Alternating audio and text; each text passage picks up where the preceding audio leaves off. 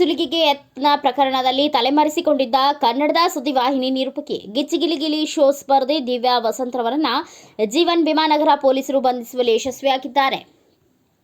ಇಡೀ ರಾಜ್ಯವೇ ಖುಷಿ ಪಡುವ ಸುದ್ದಿ ಇದು ಎಂದು ಹೇಳಿ ವೈರಲ್ ಆಗಿ ಬ್ಲ್ಯಾಕ್ ಮೇಲ್ ಮಾಡಿ ಹಲವು ಕಡೆ ಹಣ ಸುಲಿಗೆ ಮಾಡಿರುವ ಆರೋಪದ ದಿವ್ಯಾ ವಸಂತ ಮೇಲಿದ್ದು ಕೇರಳದಲ್ಲಿ ಬಂಧಿಸಿ ಪೊಲೀಸರು ಕರೆತಂದಿದ್ದಾರೆ.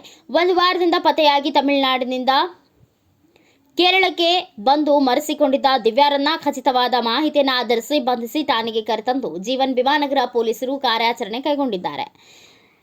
ಸ್ಪಾವೊಂದರ ವ್ಯವಸ್ಥಾಪಕಯನ್ನಾಗಿ ಬೆದರಿಸಿ ಹಣ ಸುಲಿಗೆ ಯತ್ನಿಸಿದ ಪ್ರಕರಣದಲ್ಲಿ ಪೊಲೀಸರು ಮೂವರನ್ನ ಬಂಧಿಸಿದ್ರು. ರಾಜ್ ನ್ಯೂಸ್ ಸುದ್ದಿವಾಹಿನಿ ಮಾಜಿ ಸಿಇಒ ವೆಂಕಟೇಶ್ ಹಾಗೂ ದಿವ್ಯಾ ವಸಂತ ಸಹೋದರ ಸಂದೇಶ ಬಂಧನವಾಗಿದ್ದು ಪೊಲೀಸರು ಹೆಚ್ಚಿನ ವಿಚಾರಣೆ ನಡೆಸುತ್ತಿದ್ದಾರೆ. ಆರೋಪಿಗಳ ಮೊಬೈಲ್ ಜಪ್ತಿ ಮಾಡಿಕೊಳ್ಳಲಾಗಿತ್ತು. ವೆಂಕಟೇಶ್ ಹಾಗೂ ದಿವ್ಯಾ ಸೇರಿ ಸ್ಪೈ ರಿಸರ್ಚ್ ಟೀಮ್ ಹೆಸರಿನ ವಾಟ್ಸಪ್ ಗ್ರೂಪ್ ಮಾಡಿಕೊಂಡು ದುಷ್ಕೃತ್ಯಗಳನ್ನು ನಡೆಸುತ್ತಿದ್ದರು.